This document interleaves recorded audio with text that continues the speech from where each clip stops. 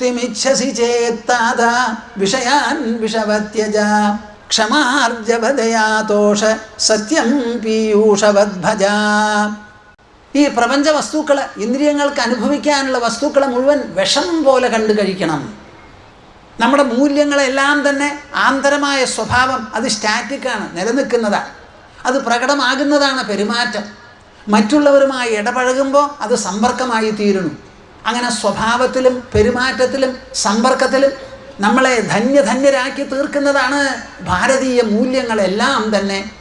ആ മൂല്യങ്ങളുടെ ഒരു ഭാഗമാണ് നിങ്ങളിവിടെ കാണുന്നത്. മുക്തി വേണമോ ജനക മഹാരാജാവേ? ഞാൻ ഈ പറയുന്നത് ഗ്രഹിക്കൂ. ലോകത്തിലുള്ള വസ്തുക്കൾ മുഴുവനും വിഷമാണെന്ന് കണക്കാക്കൂ. ശോഭാവാമർത്യസ്യ യദന്തകൈതത് സർവേന്ദ്രിയാണാം ജരയന്തി തേജഃ. ഈ ലോകത്തിലുള്ള വസ്തുക്കൾ മുഴുവൻ അങ്ങ് എനിക്ക് തരാൻ പറയുന്നു. എന്ത്? കുതിര തരാം, ആന തരാം, നൃത്തം കഴിക്കാനുള്ള കന്യകമാരെ തരാം, വാദ്യഘോഷങ്ങളോടുകൂടി കണ്ടും കേട്ടും രസമായി താമസിച്ചോളൂ എന്ന് പറയുന്നുണ്ടല്ലോ. ഈ വസ്തുക്കളെല്ലാം ഹേ അന്തക. ആരാണ് ഈ അന്തകൻ? എല്ലാവർക്കും അന്തം വരുത്തുന്നവൻ. അങ്ങയുടെ ജോലി എന്താ? എല്ലാവരെയും കൊന്നുകൊണ്ടുപോല. അത് ഓർമ്മ വയ്ക്കൂ. ഒരാളെ നിലനിർത്തുന്നതല്ല യമ അങ്ങയുടെ ദൗത്യം. അങ്ങയുടെ ദൗത്യം കഴുത്തിൽ കത്തിവെക്കുന്നതാ. അപ്പം അന്തകനായിരിക്കുന്ന അങ്ങയുടെ കീഴിലാണ് എല്ലാവരുടെയും ജീവൻ പുലരുന്നത്. ആ അന്തകനോട് പറയുന്നു ശോഭാവാമർത്യസ്യ യദന്തകൈതത്. ഇതൊന്നും നാളെ നിലനിൽക്കും എന്ന് പറയാൻ പറ്റില്ല. അനന്തരവാഴ്ചയെപ്പറ്റി ഒരുറപ്പുമില്ല. എത്ര ഇൻഷുറൻസ് ചെയ്താലും. ഇൻഷുർ ചെയ്താലോ മരിച്ചതിന് ശേഷം കുറേ പൈസ കിട്ടും. മരിക്കാതെ ഇരിക്കാൻ വല്ല ഇൻഷുറൻസും ഉണ്ടോ ഇവിടെ?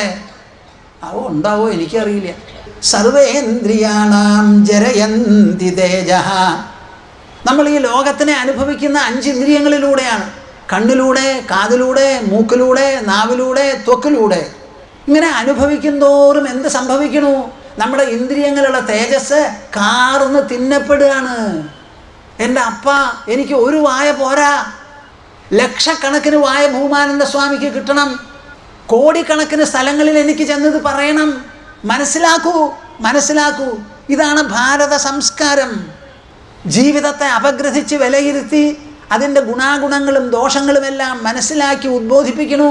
ഇവിടെ ഒരു ഭാഗത്ത് യമധർമ്മരാജാവ്, മറുഭാഗത്ത് ഭൂലോകത്തിൽ നിന്ന് വന്ന ബ്രഹ്മചാരി, കൊച്ചുകുട്ടി. ആ ബ്രഹ്മചാരിയുടെ വയസ്സല്ല ഇവിടെ എൻ്റെ മുൻപിൽ എനിക്ക് കാണാവുന്ന ആർക്കും തന്നെ. നിങ്ങളൊക്കെ ഈ ഉപനിഷത്ത് മുമ്പ് കേൾക്കേണ്ടതായിരുന്നു. സർവേന്ദ്രിയാണാം ജരയന്തി തേജഃ. കാണുന്തോറും കണ്ണിന് കാഴ്ച കൂടോ, ആരോഗ്യം കൂടോ, അതോ കണ്ട് കണ്ണ് ക്ഷീണിക്കുമോ? ഒന്ന് പറയും. നല്ല ഒരു വെളിച്ചം തുറച്ചു നോക്കിയാൽ, ഈ വെളിച്ചത്തിന് ഞാൻ തുറച്ചു നോക്കി അരമണിക്കൂർ ഇരുന്നാൽ അതെൻ്റെ കണ്ണിന് നല്ലതോ അതോ മോശമോ? തിന്ന് വയറ് വീർത്തു പിന്നെയും തിന്നാൽ എന്തുണ്ടാവും? ഒന്ന് പറയിനപ്പാ, തുറന്ന് പറയും. എല്ലാ ഇന്ദ്രിയങ്ങളെയും ജരിപ്പിക്കുന്നതാണ്. അഭിസർവം ജീവിതമൽപമേവ. ഈ ജീവിതം മുഴുവനും എത്ര കാലമുണ്ടെങ്കിലും അല്പമാണ്. ഇന്നലെ വരെ 60 കൊല്ലക്കാലം സുഖമായി ഉണ്ടു. 61ാമത്തെ കൊല്ലം ജനുവരി 1ഉം 2ഉം കഴിക്കാൻ ഭക്ഷണമില്ല. അതേവരെ കഴിച്ച ഭക്ഷണത്തിൻ്റെ ഓർമ്മ നമ്മളെ സഹായിക്കുമോ? വയറ് വീർക്കോ? ഇല്ലല്ലോ. തവൈവവാഹാസ്തവ നൃത്യഗീതേ. അതുകൊണ്ട് അങ്ങ് തരാം എന്ന് പറയുന്ന കുതിരയും ഒട്ടകവും ആനയും നൃത്തവും ഡാൻസും മ്യൂസിക്കൽ ഇൻസ്ട്രുമെൻസും എല്ലാം തന്നെ അങ്ങയുടെ സുരക്ഷിതമായിരിക്കുന്ന കസ്റ്റഡിയിൽ ഇരുന്നോട്ടെ. നചികേതസിന് വേണ്ട. എന്തു പറയുന്നു നിങ്ങൾ? ശങ്കരാചാര്യൻ പറയുകയാണ് ക്ഷുദ്വ്യാധിശ്ച ചികിത്സ്യതാം. വിശപ്പിനെ ഒരു വ്യാധിയായി കണക്കാക്കി മരുന്ന് പോലെ കഴിക്കൂ. അല്ലാതെ വയറിങ്ങനെ പുളക്കായ പോലെ വീർക്കാൻ വേണ്ടി കഴിക്കരുതെന്ന്. ആവശ്യത്തിന് ഭക്ഷണം കഴിക്കൂ. അത് മരുന്ന് പോലെ എന്നാണ് പറയുന്നത്. ഇതാണ് നമ്മുടെ സംസ്കാരം. നിയന്ത്രണം, നിഷ്ഠ, റെഗുലേഷൻ, ക്രമീകരണം, ഉള്ളുകൊണ്ടുള്ള ശുദ്ധത, സൂക്ഷ്മത. ഇങ്ങനെ ബാഹ്യവസ്തുക്കളെ മുഴുവൻ വിഷമായി കണ്ട് തള്ളിക്കളയണമെങ്കിൽ ഇനി അമൃതായി കണക്കാക്കേണ്ടത് എന്താ? പറഞ്ഞു തരാം. ക്ഷമാർജവദയാതോഷ സത്യം പീയൂഷവദ്ഭജ.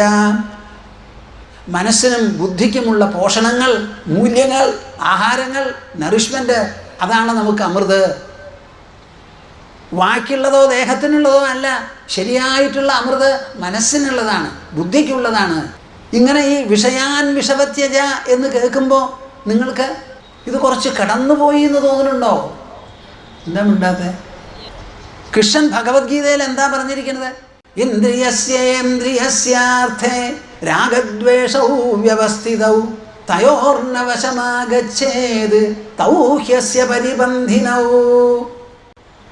ഓരോ ഇന്ദ്രിയങ്ങൾക്കുമുള്ള പദാർത്ഥത്തിൽ രാഗം ദ്വേഷം എന്ന് പറയുന്ന തൊപ്പിയിട്ടിട്ടുണ്ട്. ആ രാഗദ്വേഷങ്ങൾക്ക് നീ വശംവദനാകരുത് അർജുന.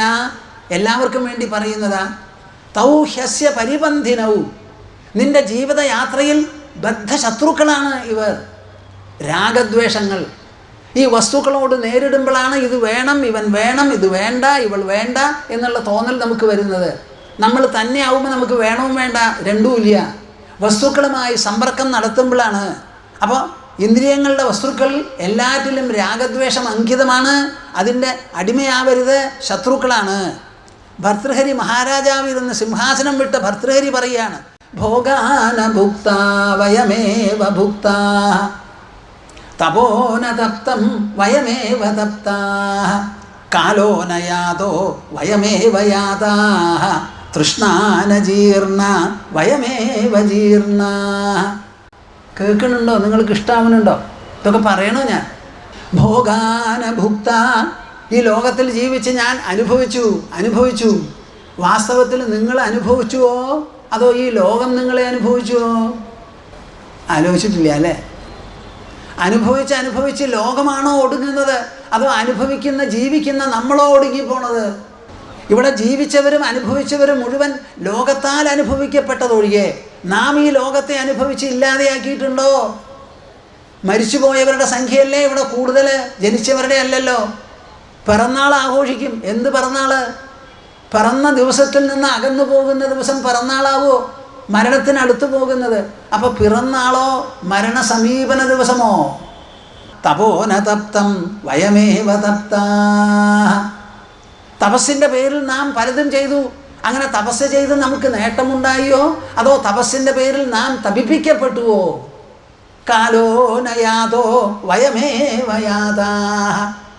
നമ്മൾ നാളുകൾ ഇങ്ങനെ നീങ്ങി എന്ന് പറയുന്നു. എവിടെ നീങ്ങി? ഒന്ന് കാണിച്ചു തരൂ. കാലം നീങ്ങിയോ അതോ നമ്മൾ നീക്കപ്പെട്ടുവോ? എന്താ ഒരു മിണ്ടാതെ? നമ്മൾക്ക് പഴക്കമായി, വയസ്സായി, ജീർണപ്പെട്ടു, അവസാനം മറഞ്ഞുപോയി. ഇതാണ് എല്ലാവരുടെയും ജീവിത ചരിത്രം. തൃഷ്ണാന ജീർണ വയമേവ ജീർണ. നമ്മൾ അനുഭവിച്ച് നമ്മുടെ ആശയ്ക്ക് ജീർണത്വമൊന്നും ഇല്ലാതെയാവുന്നില്ല. ഒന്നിൻ്റെ സ്ഥാനത്ത് അനവധിയാണ് പുണപൊട്ടുന്നത്. അതുകൊണ്ട് തൃഷ്ണ, നമ്മുടെ മനസ്സിലുള്ള ആഗ്രഹത്തിന് ജീർണത്വമില്ല. തൃഷ്ണകൾ നമ്മളെ ജരപിടിപ്പിച്ച് ജീർണപ്പെടുത്തുകയാണ് ചെയ്യുന്നത്. എന്തു പറയുന്നു? ശരിയാണോ? അതാണ് അഷ്ടാവക്രൻ ഉപദേശിക്കുന്നത്. വിഷയാൻ വിഷവത്യജ. ഇതിൽ നിന്ന് രക്ഷപ്പെടണമെങ്കിൽ പിന്നെ എന്തു വേണം? ഒറ്റ വഴിയേ ഉള്ളൂ. ആ വഴി എന്താ?